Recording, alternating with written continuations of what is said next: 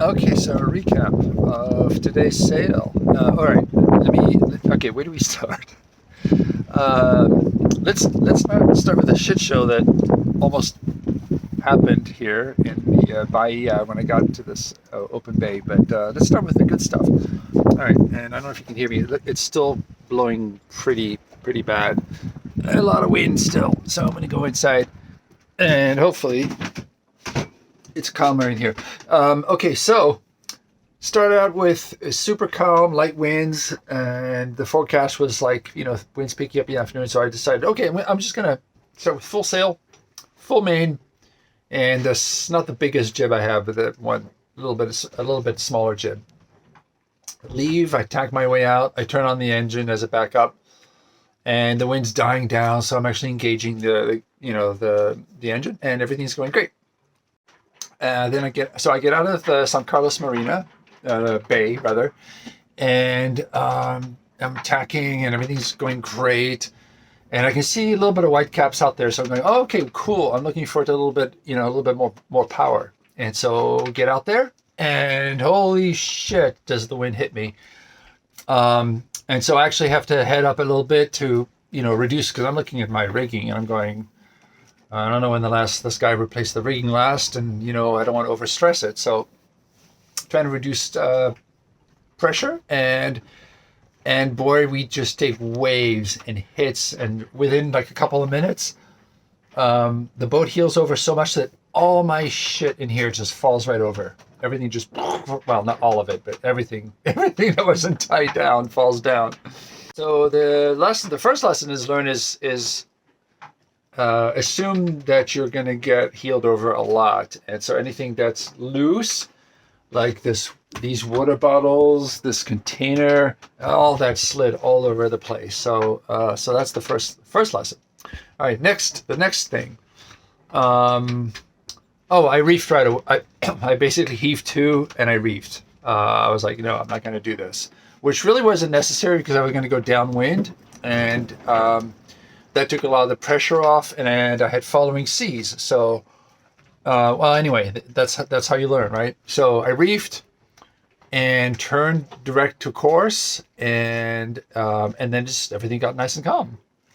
So downwind, I seem to be making between 5.5 and 6.7 knots. I saw a couple of times where I was getting over 7 knots, but that was pretty much riding down waves. So that was fun. It was actually pretty pleasant most of the time, but I had to keep a certain course to keep my sails filled. So that was the issue. I wasn't wing on wing. I was basically what do you call that? Quartering tailwind. Anyway, yeah, tired. So the fun gets. So we get to the fun part.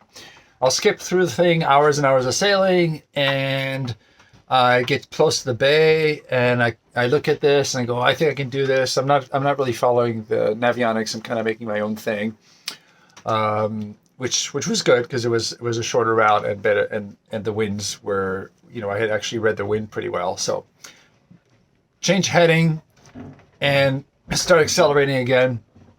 And I look at the bay. I miscalculated the bay. I thought the bay was a lot bigger.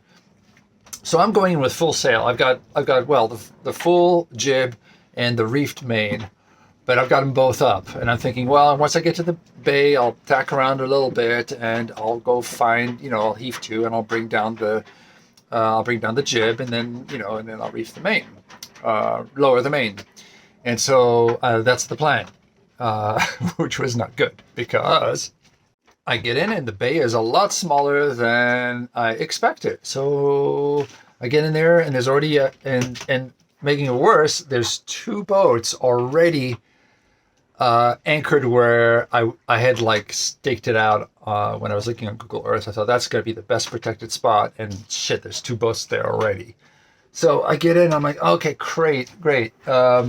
Well, all right, well, I'll find another spot. And so I start kind of doing a little survey of the area. It's pretty deep. It's actually a really, really nice bay.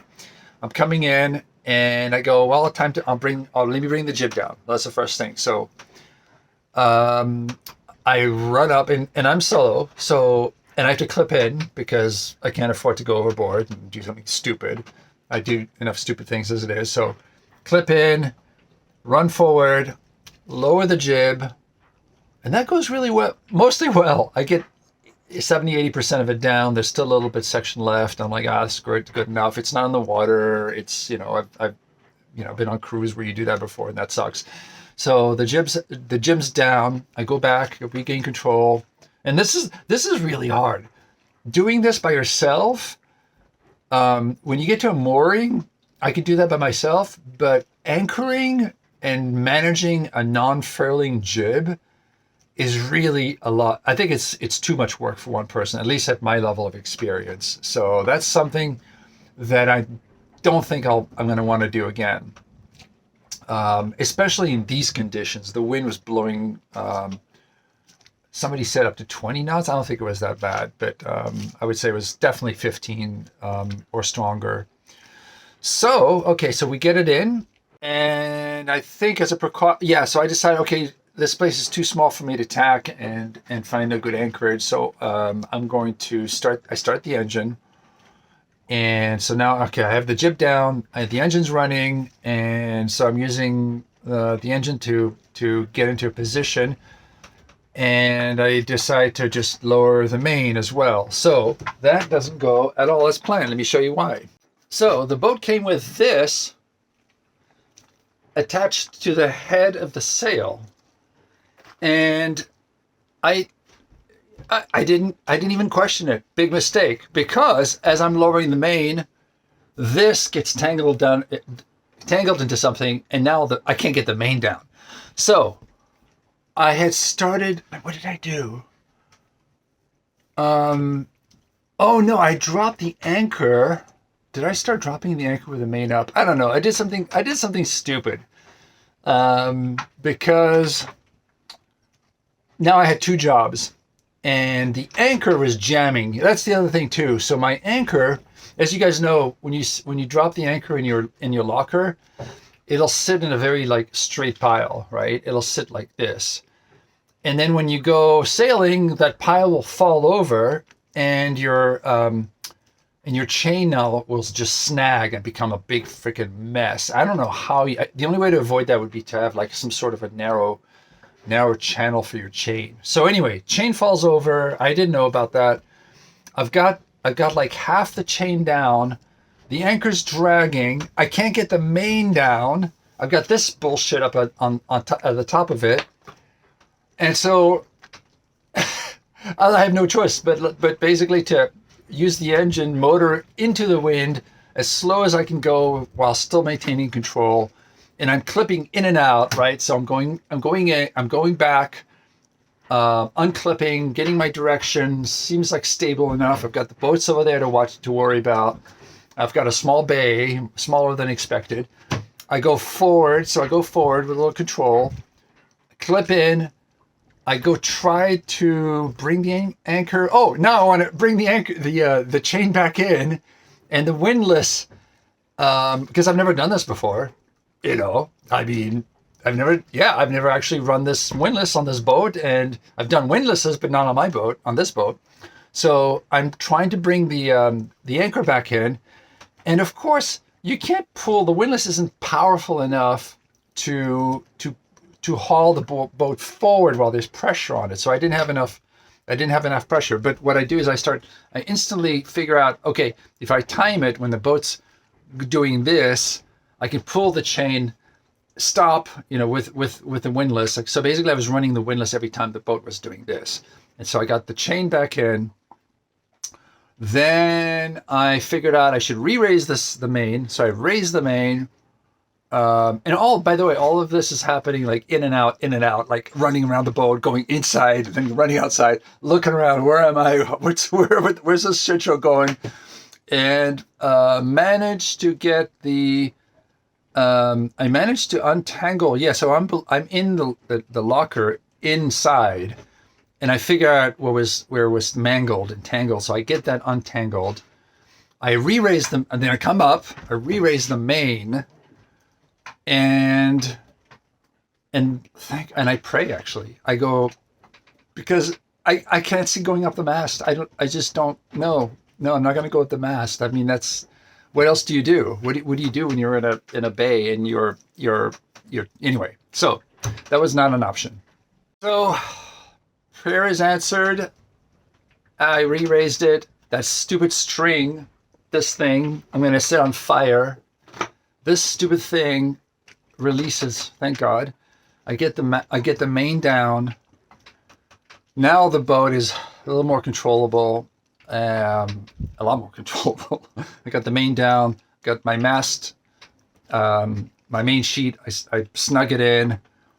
And now I just have to literally just point the boat, use the engine, get in the right direction, get it where I want. I did a couple of passes. I made like a figure 8. I'm using my depth sounder to see the depth. So now like things are under control again. I get the boat back. I've not really found the best spot. This would have been the best spot would have been where Galen is. I was just I didn't want to get too close to that boat. And so I ended up that Galen wasn't there when I got here. So I get here, I finally get the anchor back down. Now this time the whole chain goes down. And here's the funny part. I had in the work yard, I had taken all of the chain out and I'd marked it with color so that I would know like how many feet are out or meters. I think I did feet. So I marked the chain. I had marked the chain, but I completely forgot the system. So I'm sitting there like letting chain out, and I'm like, and the bitter end of the chain isn't tied to anything because I was gonna make a road connection and all that. Anyway, excuse me, it's not tied to anything, and I'm like, how much chain did I let out? I have no idea. And I see white, yellow, and I'm like, oh my God, what does that mean? And I decided to just stop it, stop letting the chain out. It seems to dig in. The boat stops. And I go back to the locker. I go back inside, and I'm looking how much chain is left. And I'm coming back out, and I'm like, okay, this is great. I've got enough chain out. I put the boat in reverse. I pull on the chain, give it a good tug. It doesn't go anywhere. So I'm like, okay, I'm set. My anchor is set. And that was mostly the end of the shit show. The rest was just cleaning up the mess inside the cabin. That probably took me a half an hour to clean up. Nothing broke, luckily. Yeah, nothing broke. I had a couple close calls. But that was my fun day. Yeah, so thought I'd share with it so that maybe someone else sees this and avoids making the same mistake. So the lesson learned is when you're going somewhere you don't know, don't go in with all your sheets to the wind. And I don't mean drunk. I mean, all your sails up. Bring it in, and maybe even, you know what? Hell, motor in. Screw it. Just motor in. None of this like bravado bullshit. Just don't do what I did. Just like, oh yeah, I'm just gonna sail right in and so no, don't do that. Going somewhere you don't know, motor in, or just have the main up, something you can control. Have one thing to do. That's the key. One thing and one thing only. Anyway, hope you enjoy this near disaster story. And so it's been hours. I've never anchored before, and my boat luckily has not moved. This is my anchor alarm. 7.4 meters, and that's just been swinging. It's been windy the whole time. The winds are finally calming down. Finally calming down a little bit, but still, you can see it's still. No, I spoke too soon. Yeah, this is getting calmer. It's supposed to do this for few hours more. But then tomorrow, supposed to be no wind, and I'm looking forward to a day of just doing nothing. So, thanks for watching. Any other lessons? Yeah, I got notes. I made notes and stuff. Another lesson is, I think I'm just going to buy a new chain. I've got a nice anchor, a nice Bruce anchor, but it's just not worth it. It's like you've got your entire boat on like one thing holding the boat away from this beach right here. And this is where the boat's going to go if my anchor chain breaks. And I'm only double my keel depth, 13.4 feet of depth right here. So, you know, it's not, I don't even know if you can see that. There we go, 13.4 feet. So that's just not much room. I think I would have liked longer chain, more chain. I've only got 125 feet. I would go for 150, 200 feet of chain maybe. I don't think it'll fit on this boat. But anyway, that's the lesson learned. Bye. Ciao.